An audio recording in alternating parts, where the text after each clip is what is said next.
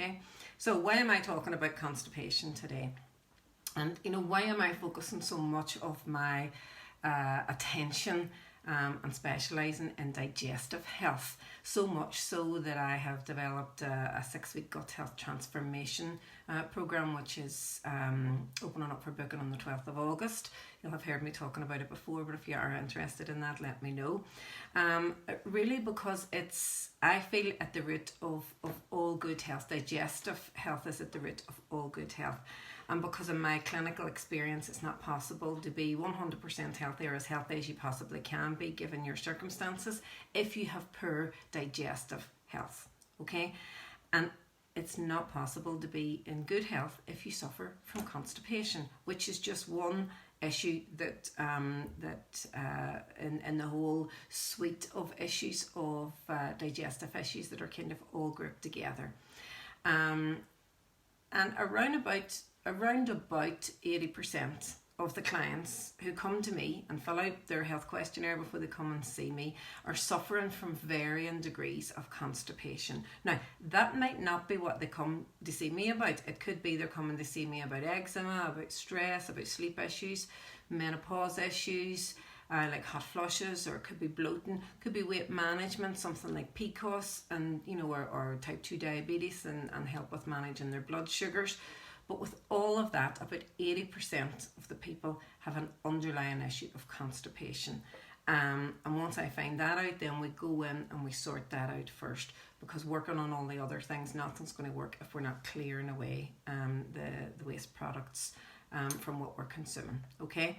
Now, sometimes constipation is a symptom of a pre-existing condition. For example, an underactive thyroid, from conditions to do with the stress hormones, anxiety, depression, any autoimmune conditions, hormonal imbalances, dysbiosis, and insulin resistance, so blood sugar issues, things like that. Constipation can be a symptom of excuse me or a fallout of having some of those diagnosed conditions.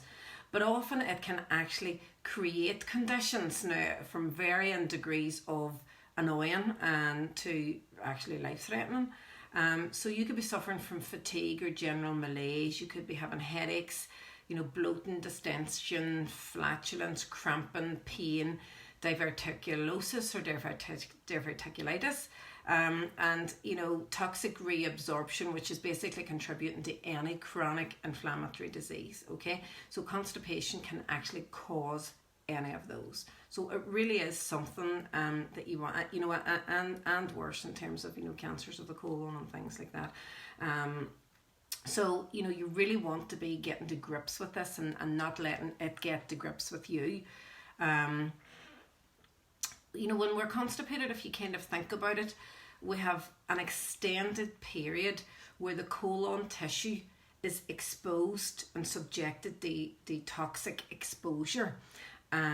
So ideally, the optimal transit time from mouth through the digestive tract to anus, the optimal transit time will be a balance of maximising the time that it takes for your body to absorb the water and the nutrients, and minimising the toxic exposure to the colon tissue. So it might be slightly different for everybody, but that's what your body is trying to do, ideally should be trying to do, is so that the material is not passing through too quickly, but it's not passing through too slowly. Okay, so there's a concern both ways. So you want to be getting that balance right for you. So what's the ideal? And I hate kind of talking about normal, because everybody's normal is different, but figuring out what's normal for you in terms of your bowel movements, and then noticing whenever there's any change is really, really important. Okay, but there is an ideal in terms of healthy bowel movements. Okay, so you would be looking at anywhere between 1 and 3 easily passed stools every day. So for some people it will just be once a day or twice a day or 3 times a day. Any of those is okay, all right, if it's an easily passed stool. So when we say easily passed, there should be no discomfort, no straining and no delay. In terms of aroma, there will be a little sustained aroma basically once it's passed, gone and flushed, and that's it. And it should be long, log-like in one piece or possibly two pieces. Okay, so that's the ideal in terms of bowel movements. So you would be keeping an eye on both the frequency, the colour and consistency, just so that you know what way it's working for you, and then if there's any changes, you would be able to report to your healthcare practitioner, okay, there's been a change and this is it. Okay. Now, constipation would be defined as one or more of the following, and this is interesting, right? It could be infrequent bowel movements.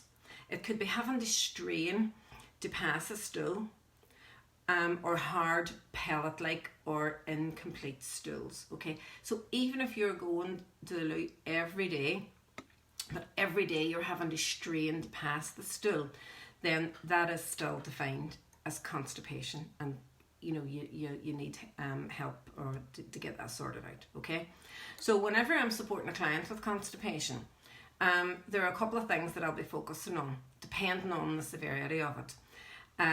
One would be immediate and rapid relief. A, from the discomfort for the client, and B, I basically want to get this stuff out of them to minimise, remember what I was saying earlier, to minimise that toxic exposure to the colon tissue. So we want to get that immediate and rapid relief. The second thing that I'll be focusing on is ongoing prevention. So putting steps in place to make sure that it never gets this bad again. Okay. Now, I'm not saying it's these things are easy, but with a consistent approach and with support from somebody like myself or any other healthcare practitioner, it is definitely possible. And then finally, what we're looking to do is get to the root cause. So what is causing the constipation for you? Okay. So those are the three areas that I'm just going to cover now just in the next few minutes, and try and give you a couple of tips just for a wee bit of self-help depending on the severity of your own issues. And obviously if you have a diagnosed digestive issue, such as IBS or IBD, some of these may not be relevant for you. You'll know some of these may not be right for you, and always check with your doctor or your healthcare practitioner. So for immediate and for rapid relief, you would be looking at sort of like there are over-the-counter remedies that you can buy, and I'm not totally against over-the-counter remedies. There are things like an oral stool softener, which would be something like Movicol, which softens the hard stool. It promotes water flow into the colon. There's rectal stimulants, and that could be Dulcolax. It triggers peristalsis, so it triggers movement artificially to move this stool out of the rectum. Or it could be oral stimulants, and that would be something like Senokot, which kind of irritates the intestinal lining, causing a laxative effect. For some people, coffee does the same sort of thing. Okay, so these are for very, very short term, pretty much single use only, in terms of what I would not even recommend, but if anybody was using them, I would say, well, look, that's okay in the very, very short term. But so many people that I find are using these products day and daily, and never getting to the prevention and never getting to the root cause. So a couple of other things that I find can give immediate relief for clients, and clients have reported back to me, great success with these. And these are not in any particular order. Different things work for different people, but I'm just going to fire a couple of them out to you. So tip number one would be a thing called psyllium. That's spelled P-S-Y-L-L-I-U-M, psyllium, or psyllium husks, you might know it as. It's quite a popular approach to relieving constipation. It increases bulk and fibre in the diet. You can get it in most health food shops. It's made from seeds and seed husks of various plants, and it's you mix it up with water. It's sold as a powder to be mixed with water, and it forms like a gel that can't be digested in the gut, so it passes through the GI tract. And one of the side benefits of psyllium is that a lot of studies have shown that it can also lead to reductions in total cholesterol, specifically the LDL, or more commonly known as the bad cholesterol. So that's an added benefit to that one. Tip number 2, and this would be one that I would regularly suggest to clients, is a teaspoon or a tablespoon of chia seeds. Soaked in water for about 10 or 15 minutes until it takes on that same sort of gel-like gloopiness, and you basically just knock it back like a shot.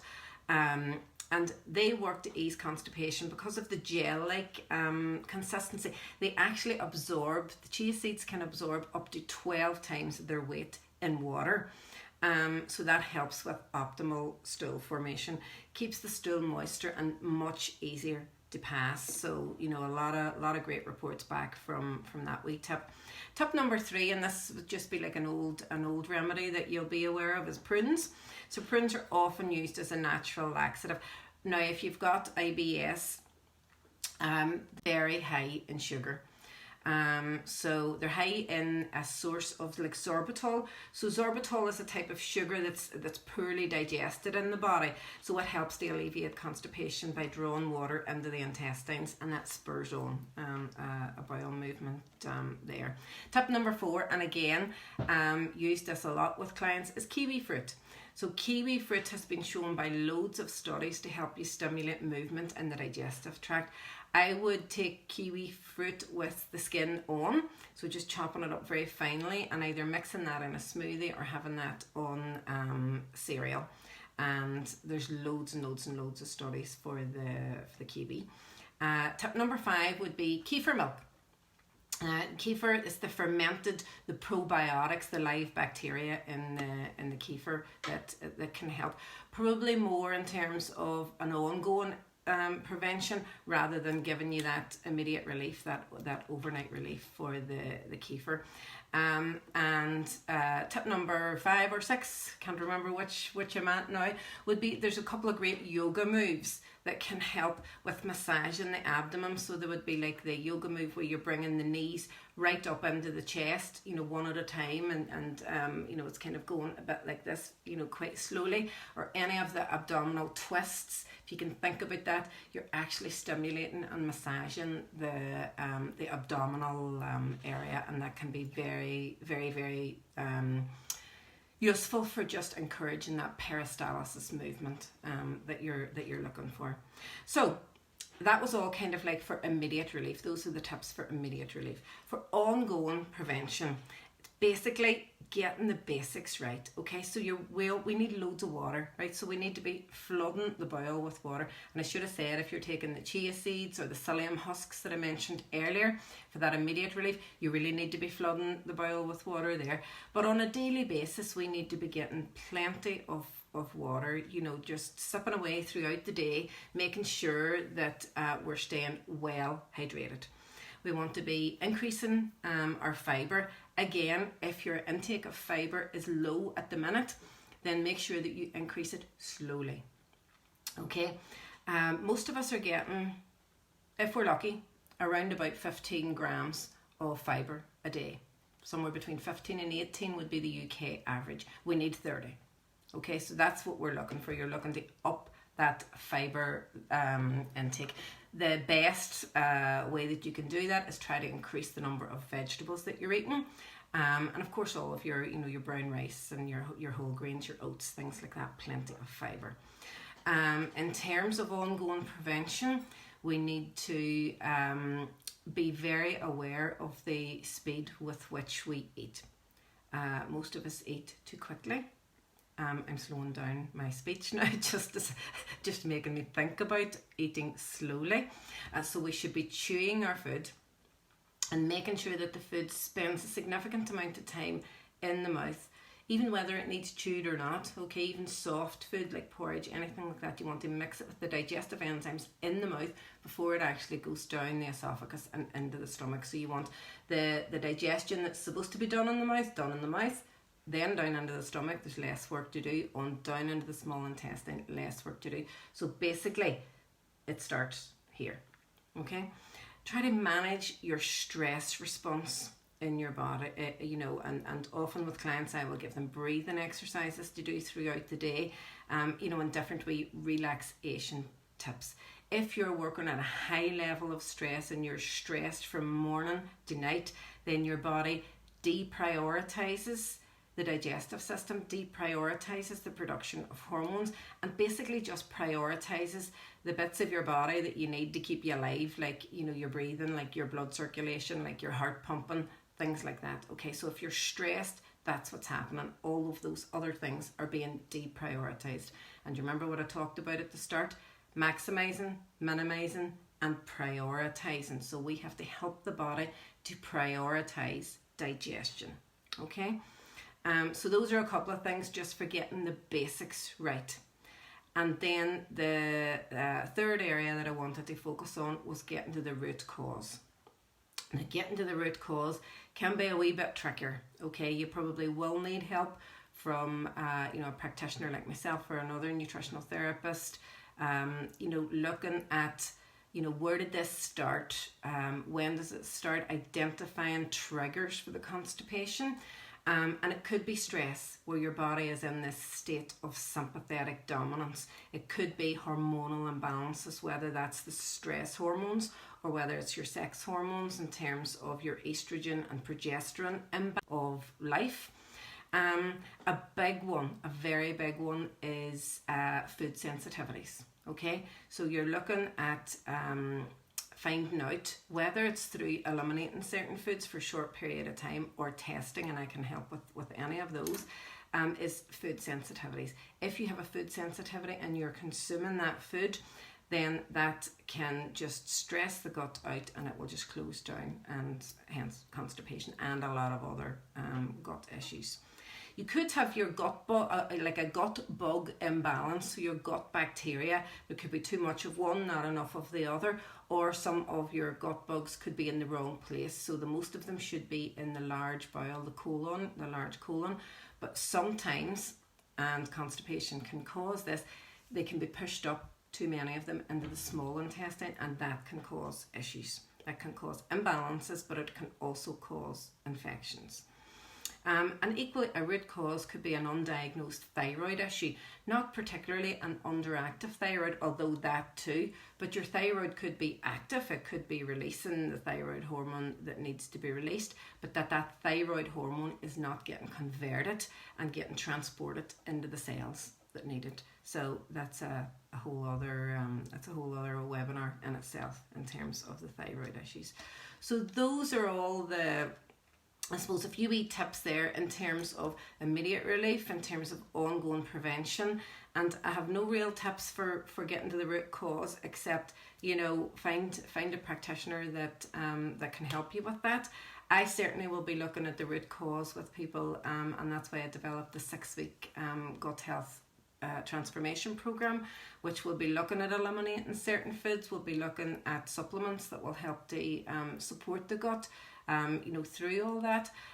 So that would be something that you may be interested in. And I also have a webinar coming up on the 12th of August, looking at gut health generally and constipation, just taking a wee bit of a deeper dive into that. So that would certainly help you on your health journey if this is something that you're struggling with. So that's about it for today. I hope you found those tips useful.